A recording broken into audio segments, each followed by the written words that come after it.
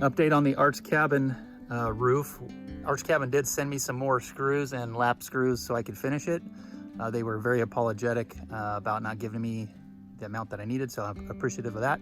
So this morning I've been working on the roof.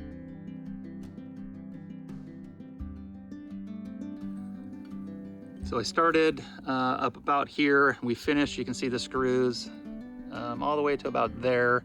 And I have this portion and then down to do.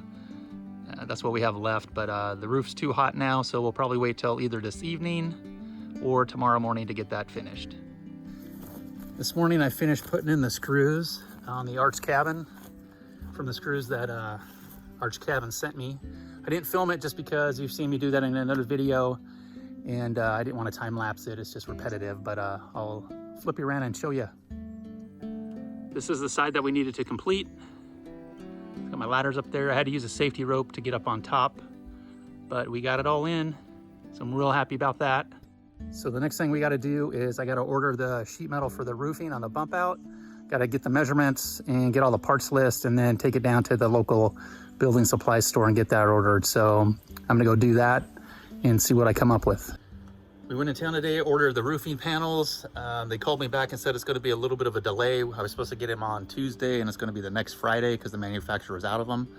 So in the meantime, we're going to kind of clean up the homestead, pick up some wood, just some debris to get it out of the way. I'm going to be working on this cistern. I got to dig a trench from here over there to run my water line. We're also going to be working on the crawl space area here, putting some gravel down for erosion control, and eventually we'll build this up and have the dirt up above or against the house here.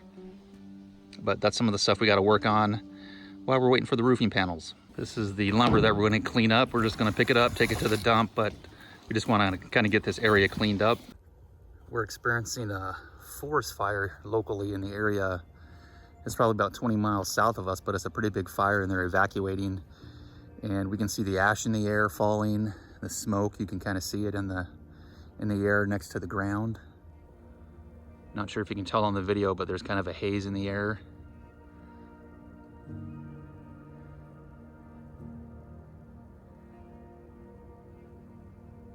can see some of the ash falling on the window here.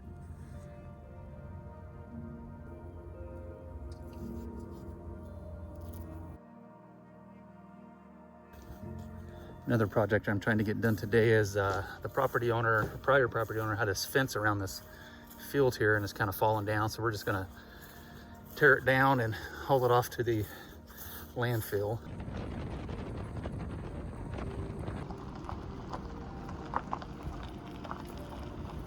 Well, the good news today is it doesn't seem as smoky.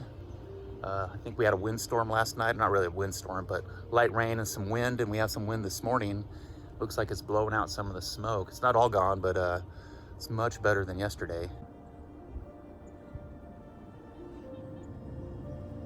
So when we bought this property, it said it came with a well and a septic.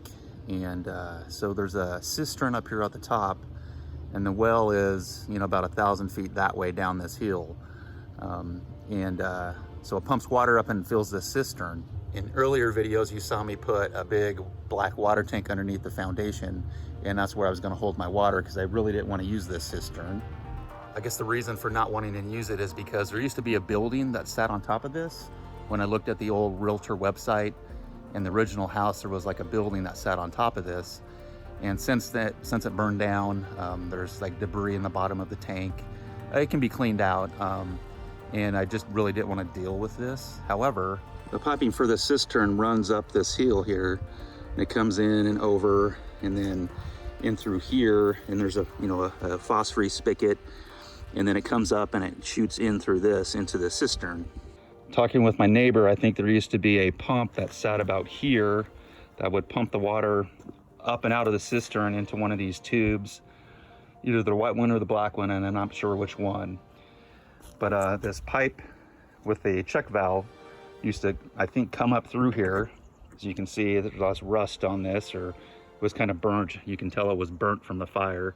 And this was actually laying down inside. When I pulled the lid off, it was laying underneath some water down in there. The tubing went down and under the ground this direction. and came out over here. You can see the white tubing there, and there's black tubing underneath this this tarp stuff right now. It's just not showing, but it came up out of there, and we think, you know, went into the house, and that's how she pumped her water out. So my idea was not to use the cistern, and I was either going to fill it in, get rid of it, that way I could actually drive through this area. One of our ideas was this would kind of be a driveway area, like over the top of this, through this area, and we were thinking about, you know, pulling these stumps out and maybe putting a pole barn or a garage right there in that area, and I didn't want to have to deal with this cistern. So that was one of the reasons why I put the black tank underneath the house, because I didn't want to deal with this, and I was either going to break the top open and fill it in with dirt or get it removed, or I was going to figure out something so we could put a garage over this way. Brenda and I decided that we probably aren't going to put the garage there now. We're going to put it in a different location. So I think I'm still going to use the cistern, and I need to put a building over the top of it for the winter time so the pipes don't freeze. So I'm trying to figure that out. So if I do use this cistern, that means I'm going to have to dig a 4-foot trench from over here all the way this direction to the cistern, so we can run water underneath our house, and we'll put our pump under there, and there'll be a holding tank. So last fall when we left and we had to leave the arch cabin open, we didn't have the, you know, the sheeting on it, so the floor was just exposed to the weather.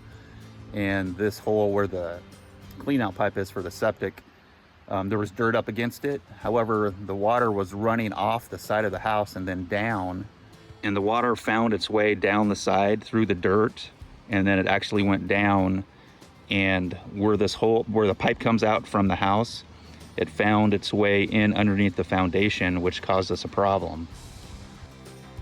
So the water came and flowed through this, and then it actually came down onto the ground. And since then, we've kind of cleaned it up a little bit, and we spray foamed that so that water couldn't come in, and we actually put another piece of metal on the other side and glued it to the side of the wall so the water couldn't come in.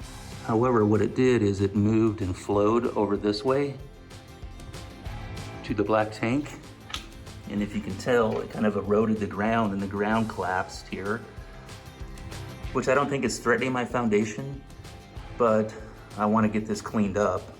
And it pushed my tank up, and it hit the top of my support beams here, and you can see it kind of dented in the top of this. And I know on septics that you need to fill the water tank up so it doesn't push it out of the ground. Now when I put the black tank in there, one thing I forgot to do is the valve at the very bottom of it. I screwed the cap in because I was trying to get it to fit in the hole, into the hole that I dug out, and I actually forgot to test the tank, fill it with water first to see if it leaked. Completely forgot to do that. So one of the things I was going to do this spring when I came back up is dig down so I could get that, unscrew that, and then, you know, put some tape around there and caulk that thing and screw it back in there and make it watertight, and I didn't do that. So I don't think I can salvage my black tank, and we just happened to drive by Home Depot or North 40 and look at how much they cost now, and they're almost $1,000 more than what we paid for it. And I think my plan is I'm going to have to cut that out, and just to make sure my foundation isn't threatened. All the time and work that I spent digging that hole, I think I'm just going to fill that hole back in to give myself peace of mind that the foundation's secure. And I'm just going to use the cistern that we have here. I think I'm going to have to build a building on top of it, insulate it real well, and then just dig a hole, a 4-foot trench deep. It's about 26 feet from the cistern to the house foundation, and you know, just run some piping underneath there and bring it up to a holding tank or pressurized tank, and that's how we'll get water there. But I think that's the plan that I'm going to do. If you guys have any suggestions, it's going to take me a while to dig this hole or this trench, so I'll read the comments below if you have any other suggestions. But I think my plan is to cut that black tank out, get it removed, get a load of dirt dumped here, and then we'll just 5-gallon buckets, one at a time, just fill that hole back in and tamp it down real good, just to make sure my foundation stays secure. But I'd love to read your comments and see if you have any other ideas. So this is kind of interesting. This cistern we drained last year, completely empty. I got down inside, I was trying to clean it out, and I just pulled the lid off. And look how much water's inside. That's probably about at least 2 or 3 feet of water in here. And it was completely drained last year. So I'm assuming that this is how much water from rain and snow that leaked into this thing. I'm actually kind of surprised about that. Well, I just confirmed that this blue valve that we put in, it works. It was turned off, meaning, so when we have the water on and I don't want the cistern to fill, we turn that off and then we can just use the hose here. So I just turned the pump on and there was no water coming in. So that means that the water from here must just be the runoff from the rain and the snow last year. We had some visitors. Brenda's dad and brother came up to visit us. I'm not sure how long they're gonna stay, but we welcome to visit. They might be helping us out here on the homestead for a while, so you might see them in some of the videos. So these wires that are sticking out of the ground, you can see it's not in a proper tubing. So those wires run all the way down to the end of our property to where our well is. And then the water pipe runs all the way back up here to fill that cistern. When the prior owner's house caught on fire, I mean, you can see some of the charcoal right there, and they were doing some of the cleanup. They came over here with an excavator and they actually dug up the line and broke it. So when we came and looked at the property, we had an electrician come out and he kind of spliced the wires together for us right here.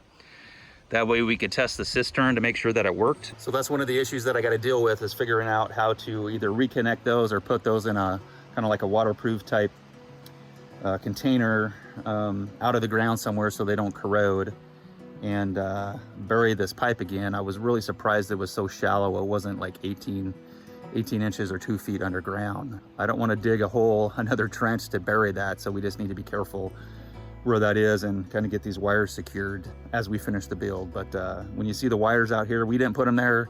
That's just how they are. One of the chores we're working on today is we need to rearrange our woodshed here. We're gonna take out all the wood on this side and then to set it out so we can cut it, and then we're gonna restack this side over here and have it going this way instead of like this, so it doesn't fall, because we have a little bit of a slope that goes down here and it keeps wanting to lean over and do that. So while I have some help here, we're just gonna pull this out so we can cut it and then restack this side over here.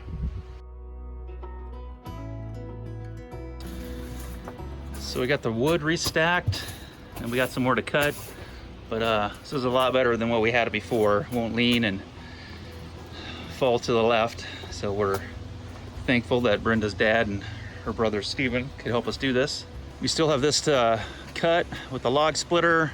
So we're gonna get this stuff cut here shortly in the future, and then we're gonna get these logs sawn up and get those split up too.